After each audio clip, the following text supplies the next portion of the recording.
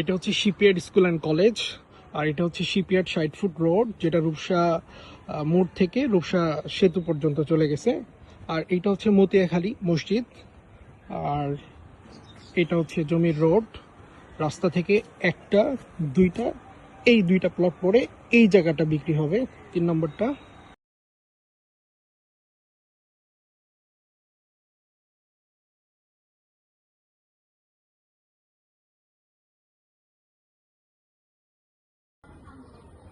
এখান থেকে এটুকু হচ্ছে 1.75 কাঠা, আপনারা চাইলে এটাও নিতে পারেন। আর বাড়ি সহ এখান থেকে এই পর্যন্ত 1.75 কাঠা, এটাও নিতে পারেন।